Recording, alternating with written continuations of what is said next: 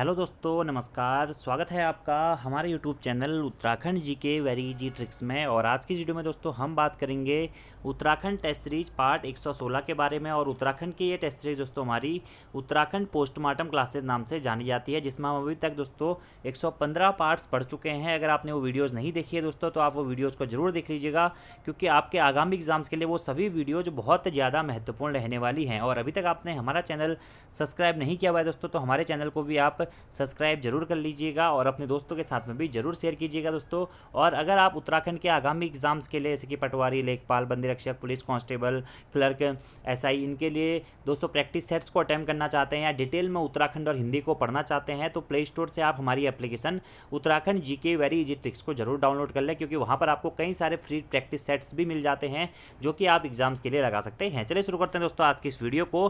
तो आज का हमारा पहला प्रश्न है, और प्रीवियस वीडियो में मैंने आपको होमवर्क के लिए भी यह प्रश्न दिया था कि राज्य में राजस्व पुलिस व्यवस्था कब से लागू है। तो राज्य में राजस्व पुलिस व्यवस्था दोस्तों 1874 ईस्वी से लागू है। आपको ध्यान होगा दोस्तों, जब 1857 का विद्रोह हुआ था तो 1857 के विद्रोह के समय पे हमारे कुमाऊं कमिश्नर कौन थे, वो थे हेनरी रैमजे। तो उसके बाद में क्या हुआ था कि उत्तराखंड के सभी क्षेत्रों में अंग्रेज लोग दोस्तों सिविल पुलिस व्यवस्था को लागू करवाना चाहते थे, लेकिन वहाँ पर जो उस टाइम पे कुमाऊं कमिश्नर थे हेनरी रैमजे, उन्होंने कहा कि इस राज्य की जनता जो है वो बहुत भोली भाली है, बहुत सीधी सादी है, इस कारण यहाँ पर सिविल व्यवस्था को लागू ना करते हुए राजस्व पुलिस व्यवस्था को लागू किया जाए। इसलिए दोस्तों राज्य में फिर राजस्व पुलिस व्यवस्था लागू होती है कब से, 1874 ईस्वी से। ठीक है। और वर्तमान में दोस्तों उत्तराखंड भारत का एकमात्र ऐसा राज्य है जहाँ पर राजस्व पुलिस व्यवस्था लागू है। और वर्तमान में राज्य के लगभग दोस्तों 61% भाग पर यह व्यवस्था लागू है। कितने परसेंट भाग पर? 61% भाग पर। तो प्रश्न दोस्तों आपसे एग्जाम में यह भी बन सकता है कि राज्य में राजस्व पुलिस व्यवस्था किसके द्वारा लागू करवाई गई थी, तो 1874 में हेनरी रैमजे के द्वारा लागू करवाई गई थी। इसमें दोस्तों जो पटवारी होते हैं, कानूनगो होते हैं, नायब तहसीलदार, प्रगनाधिकारी, जिलाधिकारी, कमिश्नर, इनको दोस्तों राजस्व के साथ साथ में यह पुलिस का काम भी करते हैं। और कुछ क्षेत्रों में अपराधों की जांच करना, मुकदमा दर्ज करना, अपराधियों को पकड़ना, ये सारे काम हमारे राजस्व पुलिस के अंतर्गत आते हैं। अभी दोस्तों काफ़ी चर्चाओं में राजस्व पुलिस या पटवारी का पद बना हुआ है, आपका पटवारी का एग्जाम पेपर भी है, तो उसके लिहाज से यह प्रश्न बहुत ज़्यादा महत्वपूर्ण है। ठीक है। तो राजस्व पुलिस व्यवस्था का जनक दोस्तों किसे कहा जाता है, अगर जनक आपसे नॉर्मली पूछा जाए, या ऐसा कमिश्नर कौन था जिसने राजस्व पुलिस व्यवस्था को संपूर्ण उत्तराखंड में लागू करवाया, वो था दोस्तों कौन, हेनरी रैमजे। कौन था? हेनरी रैमजे था। और अंग्रेजी शासनकाल के दौरान दोस्तों जो कुमाऊं में 19 परगने और 125 पट्टियां थी या पटवारी क्षेत्र थे, और वहीं गढ़वाल क्षेत्र में 11 परगने और 86 पट्टियां या पटवारी क्षेत्र थे। ये भी आपको याद रखना है। तो प्रश्न बन सकता है कभी कभी कि अंग्रेजी शासनकाल में कुमाऊं में कितने परगने और पट्टियां थी, तो कुमाऊं में दोस्तों 19 परगने और 125 पट्टियां थी, जबकि गढ़वाल में 11 परगने और 86 पट्टियां थी। 1874 में दोस्तों इस राजस्व व्यवस्था को लागू कराया गया था, और यह व्यवस्था वर्तमान में राज्य के 61% भाग पर लागू है। हालांकि दोस्तों हाईकोर्ट के द्वारा राजस्व पुलिस व्यवस्था के पद को समाप्त करने की बात भी कही गई है। अब दोस्तों यहाँ पर दो प्रश्न बनते हैं, ठीक है, कि राजस्व पुलिस का जन्मदाता किसे कहा जाता है। ठीक है। तो राजस्व पुलिस का जन्मदाता दोस्तों किसको कहा जाता है? ट्रेल को कहा जाता है। क्यों? क्योंकि ट्रेल के द्वारा सबसे पहले दोस्तों 1819 में पटवारी के पद सृजित किए गए थे। तो यह प्रश्न बहुत महत्वपूर्ण है कि सर्वप्रथम पटवारी के पद किसके द्वारा सृजित किए गए थे राज्य में, तो ट्रेल के द्वारा किए गए थे। कब किए गए थे? 1819 में, जो कि राजस्व इकट्ठा करने का काम करता था और पुलिस का भी काम करता है। ठीक है। इसलिए राजस्व पुलिस का जन्मदाता दोस्तों किसको कहा जाता है? ट्रेल को कहा जाता है। जबकि क्योंकि उसने जन्म दिया था उसको, लेकिन उसने कुछ ही क्षेत्रों पर यह व्यवस्था लागू करी थी, लेकिन उसके बाद में फाइनली दोस्तों राजस्व पुलिस व्यवस्था का जनक किसको कहा जाता है? हेनरी रैमजे को कहा जाता है, क्योंकि उसने सुचारू रूप से 1874 से यह व्यवस्था संपूर्ण राज्य में लागू करवाई थी। तो आंसर हो जाएगा आपका 1874। अगले प्रश्न की दोस्तों बात करते हैं हम। मध्य पहाड़ी भाषा का शास्त्रीय अध्ययन नामक पुस्तक के लेखक कौन है? तो मध्य पहाड़ी भाषा का शास्त्रीय अध्ययन नामक पुस्तक के लेखक है दोस्तों हमारे कौन? गोविंद चातक जी। ठीक है। गोविंद चातक जी दोस्तों, इनका जन्म हुआ था सन 1933 में टिहरी गढ़वाल के एक गांव में दोस्तों, वहाँ पे सरकैसणी या सरकासैणी नामक गांव में इनका जन्म हुआ था। कब? 1933 में। ठीक है। अब दोस्तों यह एक प्रसिद्ध, आप ये कह सकते हैं कि गोविंद चातक एक प्रसिद्ध लेखक थे या एक प्रसिद्ध दोस्तों पत्रकार भी आप इन्हें कह सकते हैं, क्योंकि इन्होंने पत्रकारिता के क्षेत्र में भी अपना योगदान दिया था। और इन्होंने दोस्तों कई सारे ग्रंथ या कई सारे इन्होंने रचनाएं रची थी, जो कि आप नोट डाउन कर लीजिएगा। जैसे कि एक तो प्रसिद्ध रचना है इनकी, यह पुस्तक है मध्य पहाड़ी भाषा का शास्त्रीय अध्ययन, जो कि एग्जाम में भी पूछा जा चुका है। ठीक है। इसी के साथ साथ दोस्तों एक इनकी और पुस्तक है, बहुत महत्वपूर्ण है, लोक संस्कृति का संदर्भ मध्य हिमालय। बहुत इंपॉर्टेंट है दोस्तों, क्या? लोक संस्कृति का संदर्भ मध्य हिमालय। ठीक है। इसी के साथ साथ दोस्तों इनकी एक रचना है प्रसाद के नाटक स्वरूप और संरचना, ठीक है। एक और रचना इनकी जो कि महत्वपूर्ण है, रंगमंच कला और दृष्टि, ठीक है। और एक दोस्तों ये रचना भी एग्जाम में पूछी गई है, आधुनिक हिंदी नाटक का मसीहा मोहन राकेश। तो यह प्रश्न आप नोट कर लीजिएगा, आधुनिक हिंदी नाटक का मसीहा मोहन राकेश नामक पुस्तक के लेखक भी कौन है, यह दोस्तों गोविंद चातक जी ही हैं, ठीक है। इसी के साथ साथ में कुछ अन्य भी इनकी पुस्तकें हैं, जैसे कि केकड़े हो गया, काला मुंह हो गया, दूर का आकाश हो गया, बांसुरी बजती रही। यह प्रश्न भी एग्जाम पूछा गया कि बांसुरी बजती रही किसका प्रसिद्ध नाटक है, तो यह गोविंद चातक का प्रसिद्ध नाटक है, ठीक है। ये दोस्तों इनकी कुछ प्रसिद्ध रचनाएं थी जो कि याद रखनी है, जिसमें मध्य पहाड़ी भाषा का शास्त्रीय अध्ययन हो गया, लोक संस्कृति का संदर्भ मध्य हिमालय हो गया, आधुनिक हिंदी नाटक का मसीहा मोहन राकेश हो गया, रंगमंच कला और दृष्टि, और इसी के साथ साथ में बांसुरी बजती रही, केकड़े, काला मुंह, दूर का आकाश, ठीक है। टिहरी गढ़वाल में इनका जन्म हुआ था। और दोस्तों इनके द्वारा 2 प्रसिद्ध पत्रिकाएं भी शुरू की गई थी। कौन कौन सी पत्रिकाएं हैं, अंगारा और रहबार, ठीक है। अंगारा और रहबार नामक पत्रिकाएं किसने शुरू करी थी, तो गोविंद चातक जी के द्वारा ही शुरू की गई थी। अंगारा और रहबार नामक ये गढ़वाली पत्रिकाएं थी दोस्तों, वह गढ़वाली में इनके द्वारा शुरू की गई थी, किसके द्वारा, गोविंद चातक जी के द्वारा। और एट लास्ट वन दोस्तों जून 2007 में इनका निधन हो गया था। तो गोविंद चातक जी से आपको याद रखना है, मध्य पहाड़ी भाषा का शास्त्रीय अध्ययन, ठीक है। अगले प्रश्न की बात करते हैं दोस्तों, पौधारोपण नीति लागू करने वाला उत्तराखंड का कौन सा राज्य बन गया, यानी कि पौधारोपण नीति को लागू करने वाला उत्तराखंड भारत का कौन सा राज्य बना था, तो पौधारोपण नीति को लागू करने वाला उत्तराखंड दोस्तों भारत का क्या था, पहला राज्य बना था। और उत्तराखंड में जो ये पौधारोपण नीति थी यह कब से लागू की गई थी दोस्तों, तो 6 जनवरी 2006 से 6 जनवरी 2006 से उत्तराखंड में पौधारोपण नीति को लागू किया गया था।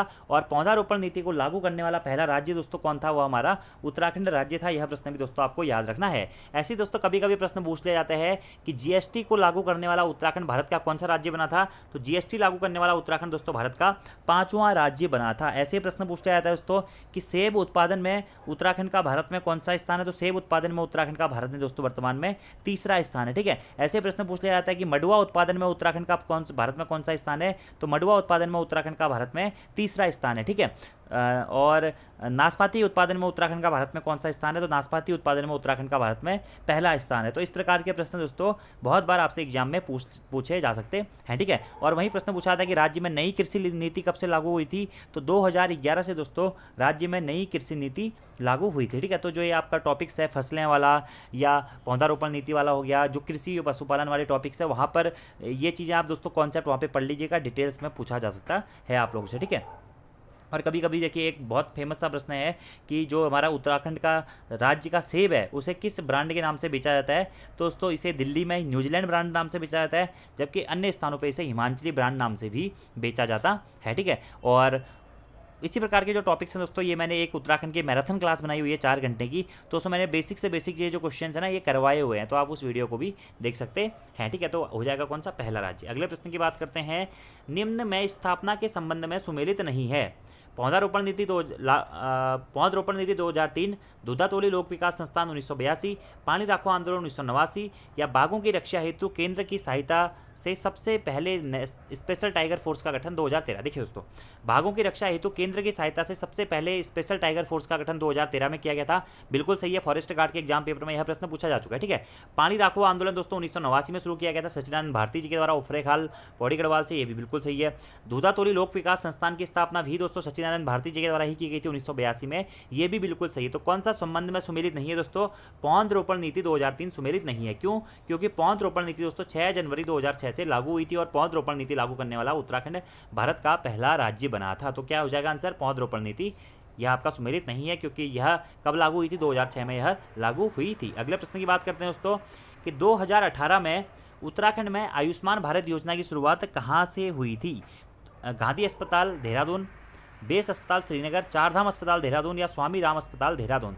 तो 2018 में दोस्तों उत्तराखंड में आयुष्मान भारत योजना की शुरुआत की गई थी। तो प्रश्न बन सकता है कि उत्तराखंड में आयुष्मान भारत योजना की शुरुआत कब से हुई थी, 2018 की हुई थी। और कहाँ से हुई थी दोस्तों, तो इसकी शुरुआत हुई थी गांधी शताब्दी अस्पताल देहरादून से आयुष्मान भारत योजना की शुरुआत हुई थी। तो आंसर हो जाएगा ऑप्शन नंबर ए। अगले प्रश्न की दोस्तों बात करते हैं कि राज्य का प्रथम फ्लोटिंग सोलर पावर प्लांट किस जनपद में स्थापित किया जाएगा। तो राज्य का प्रथम दोस्तों फ्लोटिंग जो आपका सोलर पावर प्लांट है यह दोस्तों स्थापित किया जाएगा किस जनपद में, तो उधम सिंह नगर जनपद में दोस्तों राज्य का प्रथम फ्लोटिंग सोलर पावर प्लांट स्थापित किया जाएगा। कहाँ पे, उधम सिंह नगर जनपद में, ठीक है। उधम सिंह नगर जनपद का गठन कब हुआ था, 1995 में हुआ था, आपको यह याद रखना है। और उधम सिंह नगर जनपद का मुख्यालय दोस्तों कहाँ स्थित है, रुद्रपुर में उधम सिंह नगर जनपद का मुख्यालय स्थित है, ठीक है। और उधम सिंह नगर जनपद दोस्तों हमारा अंतर्राष्ट्रीय सीमा बनाता है किसके साथ में, नेपाल के साथ में यह अपनी अंतर्राष्ट्रीय सीमा बनाता है, ठीक है। और अंतर्राज्यीय सीमा दोस्तों यह नहीं बनाता है, ठीक है, अंतर्राज्यीय सीमा नहीं बनाता है, अंतर्राष्ट्रीय सीमा बनाता है, ठीक है। अगले प्रश्न की बात करते हैं। और वहीं दोस्तों एक और प्रश्न पूछाता है कि उत्तर प्रदेश से सर्वाधिक उधम सिंह नगर दोस्तों उत्तर प्रदेश से अपनी सीमा बनाता है। और प्रश्न ये पूछाता है कि उत्तर प्रदेश से अपनी सर्वाधिक आपका अंतर्राज्यीय सीमा बनाने वाला राज्य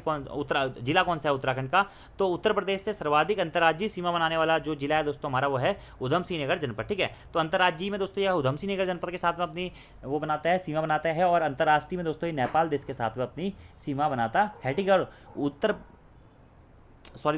प्रदेश के साथ में, ठीक है। थोड़ा सा उधम सिंह नगर और उत्तर प्रदेश में कन्फ्यूजन हो रहा है, तो नॉर्मली आप ये याद रखिएगा कि किस देश के साथ में अपनी अंतर्राष्ट्रीय सीमा बनाता है, नेपाल के साथ में यह अपनी अंतर्राष्ट्रीय सीमा बनाता है, ठीक है। और किस राज्य के साथ में यह अपनी अंतर्राष्ट्रीय सीमा बनाता है, उत्तर प्रदेश के साथ में, ठीक है। और किस राज्य के साथ में यह अपनी सर्वाधिक अंतर्राज्यीय सीमा साझा करता है, यह प्रश्न बन सकता है कि उत्तराखंड का कौन सा जिला उत्तर प्रदेश के साथ में अपनी सर्वाधिक सीमा साझा करता है, तो हो जाएगा हमारा उधम सिंह नगर जनपद, ठीक है। यह उत्तर प्रदेश के साथ में अपनी सर्वाधिक अंतर्राज्यीय सीमा साझा करता है। या उत्तर प्रदेश से जो सीमा बनाने वाले हमारे 5 जनपद हैं उसमें सर्वाधिक जो सीमा लगती है उत्तर प्रदेश से वह उधम सिंह नगर जनपद की लगती है, ये भी आपको डायरेक्टली याद रखना है।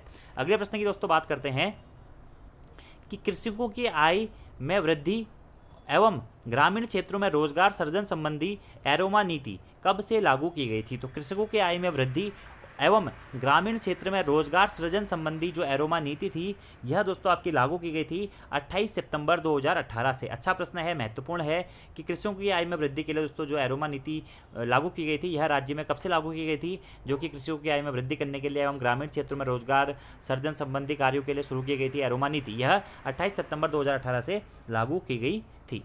अगले प्रश्न की बात करते हैं दोस्तों कि हिमालयन म्यूजियम राज्य में कहाँ अवस्थित है, ठीक है। तो दोस्तों ये नॉर्मली हिमालयन म्यूजियम नहीं, ये हिमालय म्यूजियम होगा, ठीक है। तो यह राज्य में कहाँ स्थित है, तो ये ऋषिकेश में दोस्तों हमारा हिमालय म्यूजियम स्थित है। अब देखिए दोस्तों यहाँ पे 3 कॉन्सेप्ट आते हैं, ठीक है। सबसे पहला आता है कि हिमालय संग्रहालय कहाँ स्थित है, क्या हिमालय संग्रहालय कहाँ स्थित है। तो हिमालय संग्रहालय दोस्तों आपका नैनीताल में स्थित है कुमाऊं विश्वविद्यालय के परिसर में, ठीक है। और यह हिमालय संग्रहालय की स्थापना कब हुई थी, यह हुई थी दोस्तों 2005 में। कब हुई थी, 2005 में। तो हिमालय संग्रहालय कहाँ स्थित है, नैनीताल में स्थित है। दूसरा प्रश्न आता है हिमालयन संग्रहालय कहाँ स्थित है, हिमालयन खाली हिमालय के बाद में लॉ के बाद में 9 जुड़ जाता है, तो हिमालयन संग्रहालय दोस्तों आपका कहाँ स्थित है, उत्तरकाशी जनपद में आपका हिमालयन संग्रहालय स्थित है, जिसकी स्थापना कब हुई थी, 1965 में हिमालयन संग्रहालय की स्थापना हुई थी उत्तरकाशी में। और तीसरा क्वेश्चन आता है दोस्तों कि हिमालय म्यूजियम कहाँ स्थित है, तो हिमालय म्यूजियम दोस्तों जो हमारा ऋषिकेश में स्थित है। तो तीनों प्रश्न याद रखने हैं, हिमालय संग्रहालय नैनीताल, हिमालयन संग्रहालय उत्तरकाशी और हिमालय म्यूजियम या हिमालयन म्यूजियम आपका ऋषिकेश में स्थित है। ये तीनों प्रश्न दोस्तों आपको याद रखने हैं। संस्थान संगठन वाले जो टॉपिक हैं यहाँ से दोस्तों हर एग्जाम में एक प्रश्न पूछा जाता है, इसलिए आपको ये चीज़ें क्लियर करनी है, ठीक है। अब मैं आपसे एक प्रश्न पूछ रहा हूँ कि जड़ी बूटी संग्रहालय कहाँ स्थित है और इसकी स्थापना कब हुई थी, आपको इसका आंसर कमेंट बॉक्स में बताना है। तो आंसर हो जाएगा यहाँ पे ऋषिकेश। अगला प्रश्न है दोस्तों कि हर्षवंती बिष्ट को किस वर्ष अर्जुन पुरस्कार से सम्मानित किया गया था। तो दोस्तों हर्षवंती बिष्ट जिनका संबंध दोस्तों पर्वतारोहण के क्षेत्र से है, इन्हें दोस्तों सन 1981 में अर्जुन पुरस्कार से सम्मानित किया गया था। अब हर्षवंती बिष्ट जी महत्वपूर्ण क्यों है दोस्तों, क्योंकि इनसे संबंधित एक प्रश्न जो करंट अफेयर का है कि हाल ही में IMF यानी कि इंडियन माउंटेनिंग इंस्टीट्यूट या इंडियन माउंटेनिंग फाउंडेशन, जिन्हें हम भारतीय पर्वतारोहण संस्थान कहते हैं, इस भारतीय पर्वतारोहण संस्थान की प्रथम महिला अध्यक्ष बनी है कौन, हर्षवंती बिष्ट जी। तो इसलिए इंपॉर्टेंट है दोस्तों कि हाल ही में IMF की पहली महिला अध्यक्ष कौन बनी है, हर्षवंती बिष्ट जी हैं। और इन्हें अर्जुन पुरस्कार से किस वर्ष से सम्मानित किया गया था, 1981 में इन्हें अर्जुन पुरस्कार से सम्मानित किया गया था। अब दोस्तों एक और प्रश्न यहाँ से इंपॉर्टेंट आता है कि हर्षवंती बिष्ट जी के द्वारा एवरेस्ट आरोहण करने वाले दल में भी ये थी, तो किस वर्ष इन्होंने एवरेस्ट आरोहण वाले दल में प्रतिभाग किया था। तो 1984 में दोस्तों इन्होंने एवरेस्ट पर आरोहण करने वाले अभियान दल के सदस्य के रूप में भाग लिया था। और हर्षवंती बिष्ट का जन्म उत्तराखंड के ही पौड़ी गढ़वाल जनपद में हुआ है। 1954 में इनका जन्म उत्तराखंड के पौड़ी गढ़वाल जनपद में हुआ है। और 1981 में दोस्तों इनके द्वारा नंदा देवी पर्वत चोटी पर सफल आरोहण किया गया।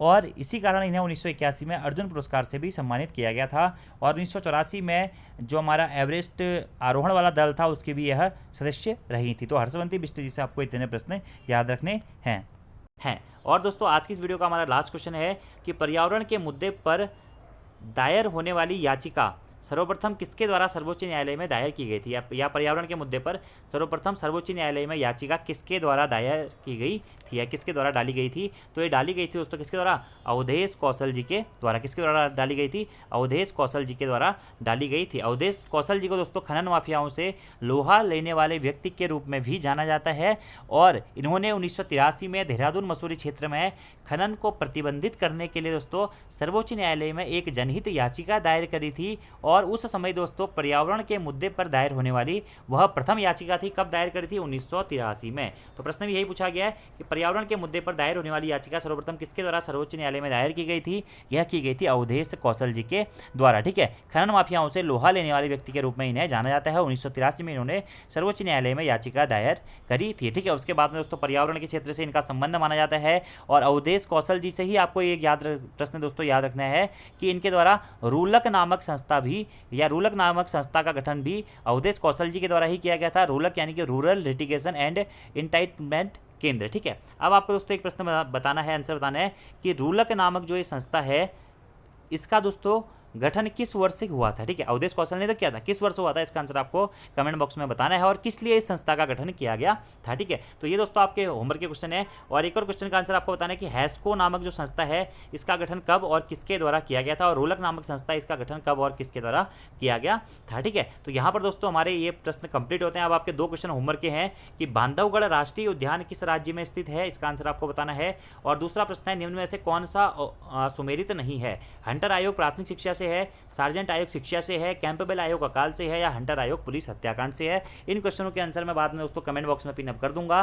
बाकी आपको दोस्तों आज की वीडियो कैसी लगी आप कमेंट बॉक्स में जरूर बताइएगा। आज की इस वीडियो में हालांकि दोस्तों मैंने ज़्यादा एक्सप्लेनेशन नहीं किया हुआ है आपको, क्योंकि मैं पहले यह सभी चीज़ें आपको बहुत बार बता चुका हूँ। तो आई होप आप लोगों ने ये चीज़ें पहले पढ़ी भी होंगी और मैं पहले कई सारे पार्ट्स में यही क्वेश्चन एक्सप्लेन भी कर चुका हूं। तो आज की वीडियो में इतना है दोस्तों। Thank you, thanks for watching this video, see you next time. Video पसंद आती है तो वीडियो को लाइक जरूर करें, कमेंट जरूर करें, अपने दोस्तों के साथ में भी जरूर शेयर करें। और हाँ, अभी तक आपने हमारी एप्लीकेशन डाउनलोड नहीं करी हुई है तो प्ले स्टोर से हमारी application Uttarakhand GK very easy tricks को आप डाउनलोड कर लीजिए, जिसका लिंक नीचे डिस्क्रिप्शन बॉक्स में भी है। धन्यवाद।